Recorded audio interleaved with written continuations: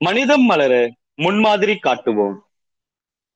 சீடர்களுடைய காலடிகளை கழுவி இடுப்பில் கட்டியிருந்த துண்டால் துடைத்து, ஆண்டவரும் போதகருமான நான் உங்கள் காலடிகளை கழுவினேன் என்றால், நீங்களும் ஒருவர் மற்றவருடைய காலடிகளை கழுவ கடமைப்பட்டிருக்கிறீர்கள். நான் செய்தது போல நீங்களும் செய்யுமாறு நான் உங்களுக்கு முன்மாதிரி காட்டினேன் என்று கூறுகின்றார் இயேசு. மனிதம் மலர வேண்டும், மானுடம் வாழ வேண்டும் என்பதற்காக இந்நிகழ்ச்சி வழியாக இயேசு முன்வைக்கும் கருத்து இது. அந்த முன்மாதிரி அன்பின் முதிர்ச்சி. அந்த அன்பின் முதிர்ச்சி நமது வாழ்விலும் மிளிர வேண்டும்.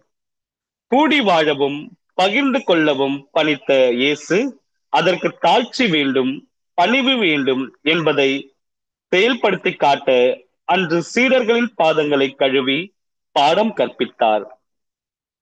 இந்நிகழ்வில் இயேசுவின் பகிர்தலையும் பணிவையும் தாழ்ச்சியையும் பாசத்தையும் பார்க்கிறோம்.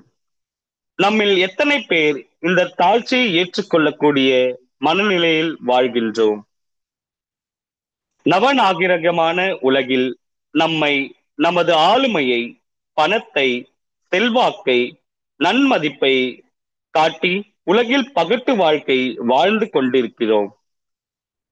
இயேசு தன்னுடைய 3 ஆண்டு கால பணிவாழ்வில் தன்னோடு இணைத்துக் கொண்ட 12 சீடர்களோடு இறுதி ராவுணவு வேளையில் தந்தை அனைத்தையும் தம் கையில் ஒப்படைத்துள்ளார் என்பதையும், தாம் கடவுளிடம் திரும்ப செல்ல வேண்டும் என்பதையும் அறிந்திருந்தார்.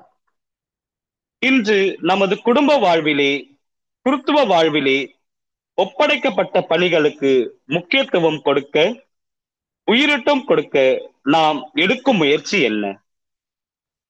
காய்க்கும் மரம் தன் கனிகளை தானே உண்பதில்லை, ஓடுமாறு தன் தண்ணீரை தானே பருகுவதில்லை, பூக்கும் செடி தானே தன் மலர்களை அணிவதில்லை. இவையெல்லாம் இருப்பது பிறருக்காகவே. ஆம், இயேசு பிறந்ததும் வாழ்ந்ததும் போதித்ததும் இறந்ததும் தனக்காக அல்ல, மாறாக மனிதன் வாழ்வில் பெறவே. இந்த மீட்பின் செயலின் மொத்த வெளிப்பாடுதான் இன்றைய ராவுணவு கொண்டாட்டம்.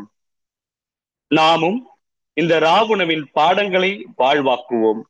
இறையோடு இறை அருளுக்காய் காத்திருப்போம்.